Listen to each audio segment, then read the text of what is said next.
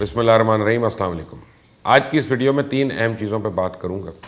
سب سے پہلے آپ کو بتاؤں گا کہ کیسے ایک امریکن سینیٹر جس کی پیدائش کے بارے میں کہا جاتا ہے کہ کراچی میں پیدا ہوئے، انہوں نے امریکن کانگریس کی منافقت کا پردہ چاک کر دیا اور پاکستان پہ لگے الزامات کو ایک ہی منٹ میں دھو ڈالا۔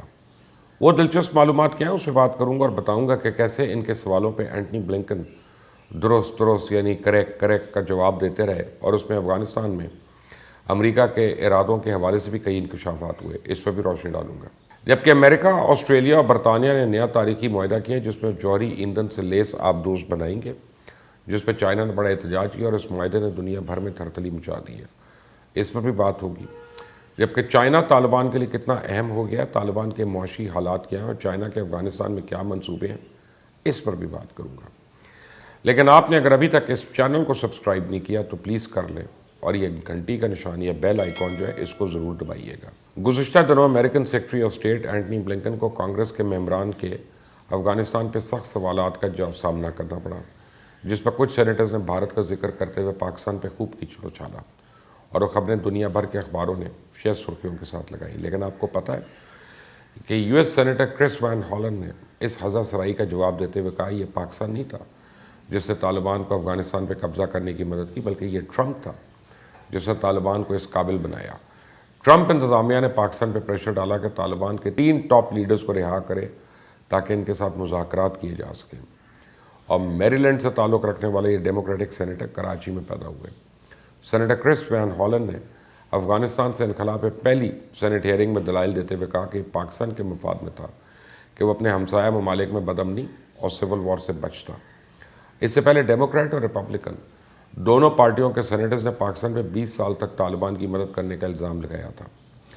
سینیٹر کرس نے اس الزامات کا جواب دیتے ہوئے American secretary of state Antony Blinken کو مخاطب کرتے کہا کیا یہ حقیقت نہیں ہے کہ ٹرمپ انتظامیہ نے پاکستان حکومت سے کہا تھا کہ وہ اس عمل کے ایک حصے کے طور پہ 3 اعلیٰ طالبان کمانڈرز کو رہا کرے؟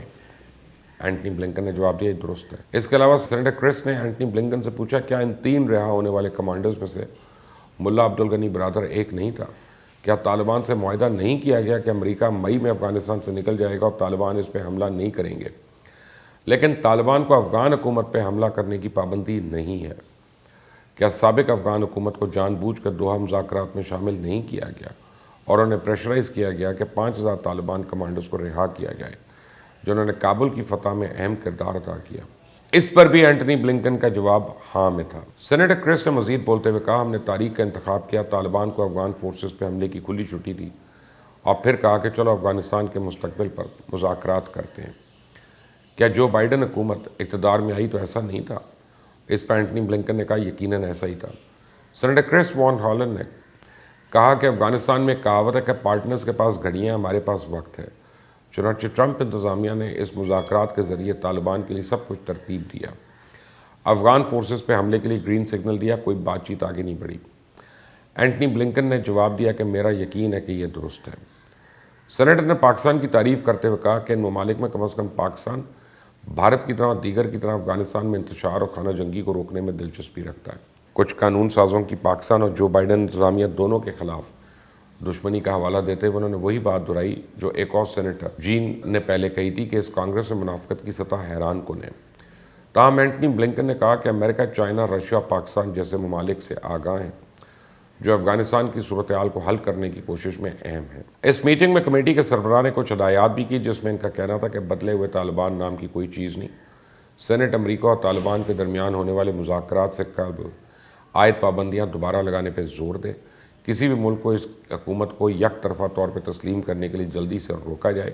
جبکہ کمیٹی کے سینئر ریپبلکن سینیٹر جیمز ریش کا کہنا تھا کہ ان کے خیال میں جو بائیڈن انتظامیہ طالبان حکومت کے ساتھ تعلقات کو معمول پہ لانا چاہتی ہے۔ ہم خبردار کرتے ہیں کہ یہ کانگریس کے وسیع مشاورت کے بغیر نہیں ہونا چاہیے، اس سے آپ امریکہ کے منصوبوں کو اندازہ لگا سکتے ہیں۔ امریکہ افغانستان میں جنگ ہار گیا، اب وہ یہ سفارتکاری کی میز پہ جیتنا چاہتا ہے، اور وہ بھی پاکستان جیسے معاشی طور پہ کمزور ملک کی مجبوریوں سے فائدہ اٹھا کے اس کا بازو مروڑ کے انہیں چائنا کو بھی روکنا ہے، انہیں پاکستان کو بھی چارے کے طور پہ بھارت کے سامنے ڈال دیں، انہیں افغانستان میں دہشت گردی روکنے کے لیے طالبان کے ساتھ تعلقات بھی چاہیے، انہیں طالبان پہ پابندیاں بھی لگانا ہے، انہیں پاکستان سے بات بھی نہیں کرنی، اور پاکستان کو مجبور بھی کرنا ہے کہ طالبان سے امریکی مطالبات منوائے۔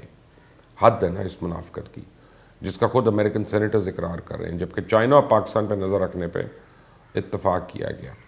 جہاں تک چائنا کی بات ہے تو چائنا طالبان حکومت کی معیشت کے لیے انتہائی اہم ہو گیا۔ اگر افغانستان کی معیشت پہ نظر ڈالی جائے تو اس سے پہلے افغانستان نے ڈومیسٹک آمدنی سے تقریباً 2.8 بلین ڈالر اکٹھے کیے تھے، لیکن 11.4 بلین ڈالر سالانہ خرچ کیے۔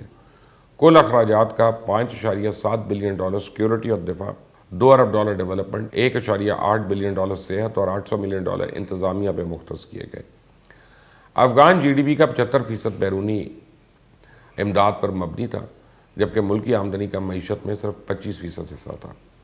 امریکہ سے سب سے زیادہ فنڈنگ افغانستان کو 6 بلین ڈالر سالانہ کی صورت میں مل رہی تھی، جبکہ عالمی ادارے اور یورپی ممالک بھی مدد کر رہے تھے، اور مغربی فنڈنگ کے تمام ذرائع اب خشک ہو چکے اور طالبان کے قبضے کے ساتھ نقدی کی قلت پیدا ہو گئی ہے، جبکہ امریکہ افغانستان کے 9 بلین ڈالر کی رقم کو بھی فریز کر چکا ہے۔ ایسی صورت میں اگر چائنا طالبان کی مدد کے لیے آگے نہیں آتا تو طالبان کو سخت مالی مسائل کا سامنا کرنا پڑتا ہے، جہاں ایک طرف چائنا بڑی انویسٹمنٹ سے پہلے طالبان سے افغانستان میں پائیدار امن کے لیے کوششیں کر رہا ہے، وہیں چائنا کابل سے پشاور موٹر وے کو سی پیک میں شامل کر رہا ہے۔ چائنیز وزارت خارجہ کے ترجمان نے ایک حالیہ بریفنگ میں کہا کہ افغان طالبان کا خیال ہے کہ Belt and Road programme Afghanistan کی ترقی اور علاقائی ممالک کے درمیان وسیع تر تعاون کے لیے اچھا ہے۔ بی آر آئی نے ٹھوس فوائد فراہم کیے ہیں اور طالبان کی حکومت میں ملک غیر ملکی سرمایہ کاروں کے لیے اچھا ماحول فراہم کرے گا، جبکہ سابق امریکن سفارتکار نکی ہیلی کا کہنا ہے کہ امریکہ کو چائنا پہ نظر رکھنے کی ضرورت ہے، کیونکہ مجھے لگتا ہے اب چائنا کو بگرام ایئر فورس بیس کے لیے اقدامات کرتے دیکھیں گے۔ میں سمجھتا ہوں افغانستان میں بھی قدم بڑھا رہے ہیں اور پاکستان کو بھارت کے خلاف کھڑا کرنے کے لیے اور مضبوط بنانے کے لیے بھی کوشش کر رہے ہیں۔ لہٰذا امریکہ کے بہت سارے مسائل ہیں، جبکہ امریکہ، آسٹریلیا اور برطانیہ کے سیکیورٹی سے متعلق نئے تاریخی معاہدے کی بات کی جائے تو چائنا اس سے بہت گرم ہے۔ چائنا نے اس معاہدے کی مذمت کرتے ہوئے اس کو انتہائی غیر ذمہ دارانہ فعل قرار دیا ہے، اور چائنی وزارت خارجہ کے ترجمان کا کہنا ہے کہ یہ معاہدہ علاقائی امن اور استحکام کو بری طرح متاثر کرے گا اور اس سے اسلحے کی دوڑ میں شدت آ جائے گی۔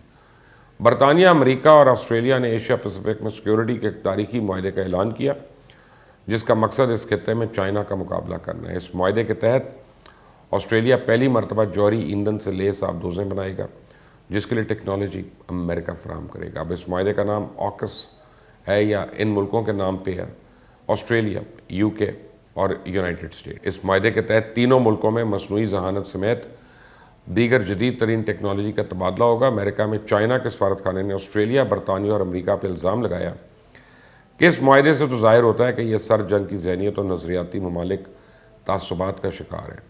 نئے معاہدے میں سب سے بڑی چیز آسٹریلیا کے لیے 12 جدید ترین آبدوزوں کی فراہمی ہوگی، تاہم اس کے تحت تینوں ممالک سائبر ٹیکنالوجی اور سمندر کے اندر استعمال ہونے والی ٹیکنالوجی کی شعبوں میں بھی ایک دوسرے سے فائدہ اٹھائیں گے۔ اور بی بی سی کے مطابق تو یہ روایتی آبدوزوں کے مقابلے میں جوہری ایندھن سے چلنے والی آبدوزوں کا سوراخ لگانا بہت مشکل ہوتا ہے، اور روایتی آبدوزوں کے مقابلے میں ان کی رفتار بھی بڑی تیز ہوتی ہے۔ جوہری آبدوزیں کئی مہینے تک سمندر کے اندر رہ سکتی ہیں، زیادہ فاصلے تک میزائل مار سکتی ہیں، اور ان پہ زیادہ میزائل لوڈ بھی کیے جا سکتے ہیں۔ ان آبدوزوں کا آسٹریلیا میں موجود ہونا اس خطے میں امریکہ کے اثر رسوخ کے لیے بڑی اہمیت کا حامل ہے، اور یہ 50 برس میں پہلا موقع ہے کہ جب امریکہ نے کسی دوسرے ملک کو اپنی آبدوزوں کی ٹیکنالوجی دینے کا فیصلہ کیا۔ اس سے پہلے امریکہ نے یہ ٹیکنالوجی صرف برطانیہ کو دی تھی۔ آنے والے دنوں میں کیا حالات کروٹ لیتے ہیں، بڑی تیزی سے ڈیولپ ہو رہے ہیں، لیکن آپ اگر اس چینل کو سبسکرائب کریں گے تو آپ تک تمام اپڈیٹس وقت پہ پہنچتی رہیں گی۔ انٹل دی نیکسٹ ٹائم، اللہ حافظ۔